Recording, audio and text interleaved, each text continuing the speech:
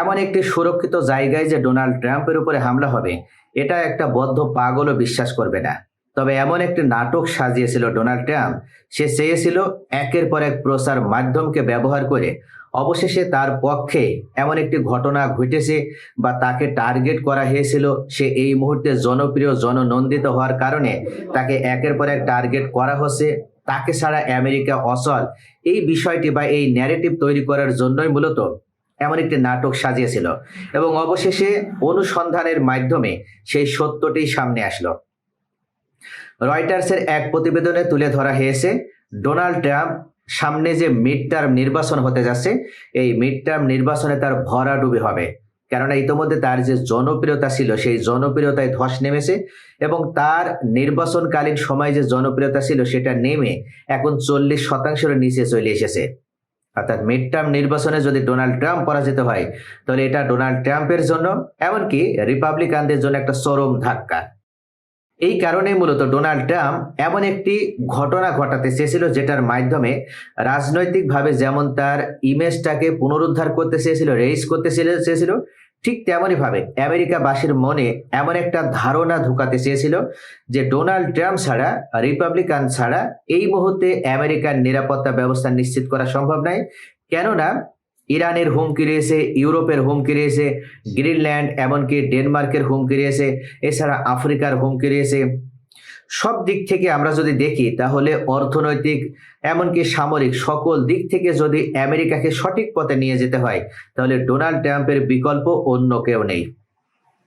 যেমন আমরা দেখেছি তৎক্ষণাৎ সংবাদ সম্মেলন করে ডোনাল্ড ট্রাম্প নিজেকে ষোড়শ রাষ্ট্রপতি আব্রাহাম লিঙ্কনের সাথে নিজেকে তুলনা করেছেন। তিনি উল্লেখ করেছেন যে এই মুহূর্তে তিনি দ্য গ্রেটেস্ট আমেরিকান লিডার, অর্থাৎ তার মতন আর বিখ্যাত আমেরিকান রাষ্ট্রনায়ক কখনো আমেরিকায় আসেনি, ভবিষ্যতেও আসবে না। তাই তাকে ছাড়া আমেরিকা অচল, তাকে ছাড়া আমেরিকা কখনো সঠিক পথে চলতে পারে না। এমন এক নির্বোধ মূর্খ এই ডোনাল্ড ট্রাম্প, সে ইরানে আক্রমণ করেছিল 8টি উদ্দেশ্য নিয়ে। সেই 8টি জায়গায় চরমভাবে ব্যর্থ হয়েছে। এই ব্যর্থতা ঢাকতে যেই সে আমেরিকায় এমন একটা নাটক ঘটিয়েছে।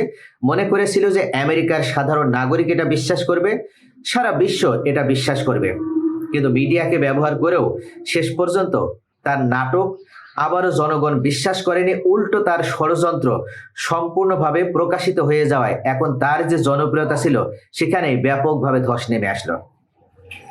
সে চেয়েছিল ইরানের রেজিম ব্যবস্থার পরিবর্তন ঘটাতে, পারেনি।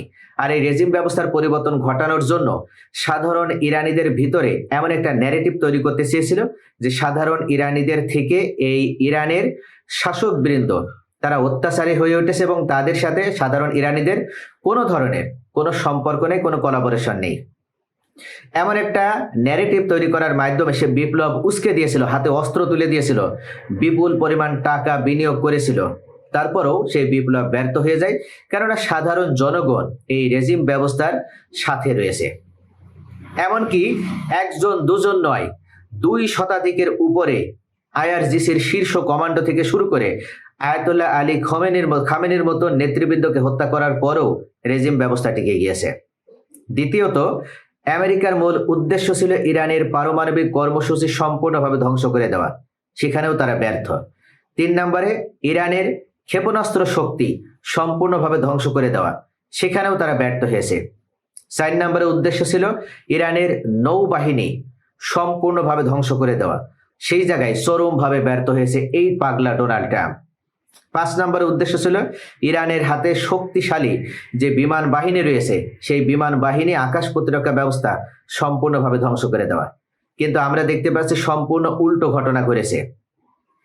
এই মুহূর্তে ইরানের হাতে তাদের নিজস্ব প্রযুক্তির যে এয়ার ডিফেন্স সিস্টেম রয়েছে, এই এয়ার ডিফেন্স ব্যবহার করে তারা আমেরিকার গর্ব F-35, F-15 এমনকি উন্নত মানের MQ-9 রিপার যে ড্রোনগুলো সেগুলো ধ্বংস হয়েছে। অর্থাৎ একই দিনে 6টা F-35, F-15 যুদ্ধ বিমান ধ্বংস হওয়ার পর ডোনাল্ড ট্রাম্প কারোর সাথে কথা বলেনি। সে ক্ষুব্ধ হয়েছিল, রাগান্বিত হয়েছিল, চিন্তিত হয়েছিল।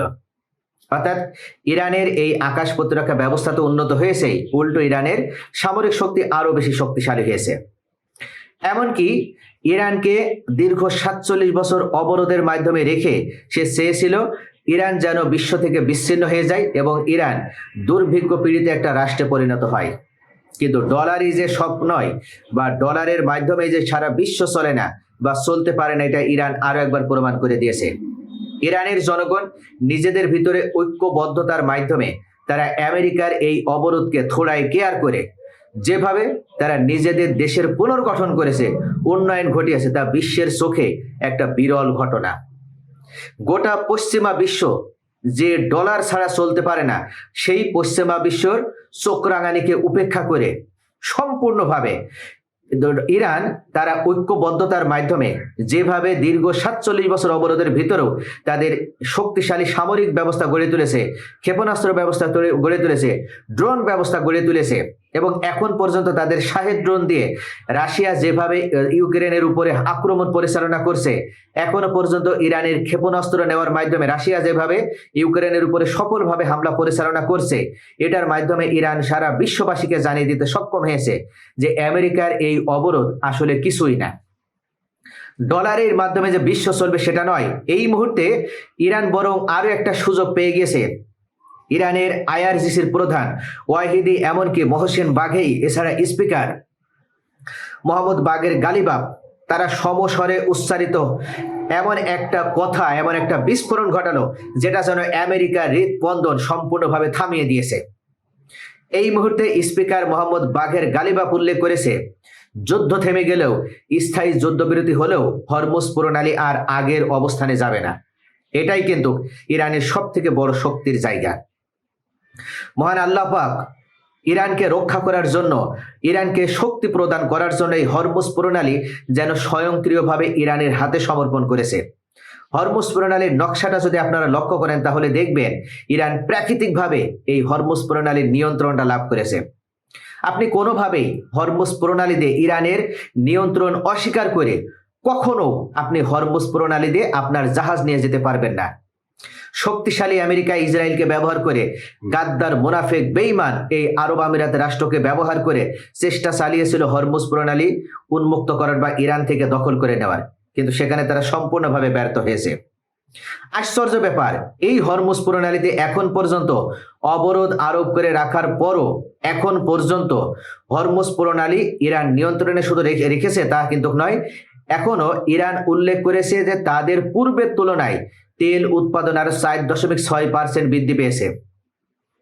তারা এই তেল বিনিয়োগ শুধু করছে তা নয়, বা অন্য কোনো রাষ্ট্রে তারা যে রপ্তানি করছে তা নয়, তারা এখন পর্যন্ত এটা নিশ্চিত করেছে যে আমেরিকান ডলার নয়, চাইনার ইউয়ান নয়, এমনকি অন্য কোনো রাষ্ট্রের কোনো মুদ্রা ব্যবহার করা নাই, ইউরোতেও নয়, শুধুমাত্র ইরানে রিয়াল ব্যবহার করার মাধ্যমে ইরান থেকে এখন তেল নিতে পারবে।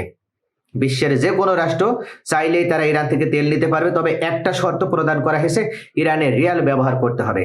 আর একটা গুরুত্বপূর্ণ বিষয়, হরমুজ প্রণালী দিয়ে এখন সরাসরি টোল আদায় করা হচ্ছে, এবং এই টোলগুলো ইরানের বিপ্লবী আইআরজিসি বাহিনী তারা উল্লেখ করেছে যে আমাদের সমুদ্র সীমার যে 22 নটিক্যাল মাইল রয়েছে, এই 22 নটিক্যাল মাইলের ভিতর দিয়ে যদি তোমাদের জাহাজ তোমরা নিয়ে যাও তাহলে আমরা নিরাপত্তা প্রদান করব, আমরা সিকিউরিটি প্রদান করব। এবং এই 22 নটিক্যাল মাইলের মাধ্যমে ইরান আশ্চর্যজনকভাবে তাদের এই আপনার যে নৌগুলো যাচ্ছে বা তাদের যে তেল যাচ্ছে হরমুজ প্রণালী দিয়ে বা অন্য রাষ্ট্রগুলো থেকে যে জাহাজগুলো তেল নিয়ে তারা যাচ্ছে, সেইগুলোকে তারা নিরাপত্তা প্রদান করে একবারে পাকিস্তানের গোয়াদা আপনার বন্দর পর্যন্ত তারা নিরাপত্তা দিচ্ছে। আন্তর্জাতিক আইন অনুযায়ী আমেরিকা যতই ওমান সাগর এমনকি আরব সাগরে ব্লকের দিক, তারা কোনোভাবেই ইরানের এই 22 নটিক্যাল মাইলের ভিতরে ঢুকে তারা কোনো ধরনের আক্রমণ করতে পারবে না। আর এই জায়গায় ইরান সফলভাবে তারা একটা বিজয় ছিনিয়ে নিতে পেরেছে এবং হরমুজের উপরে নিয়ন্ত্রণ এখনো রেখে তারা 4.6% আরো তেল বিক্রয় করতে পারছে।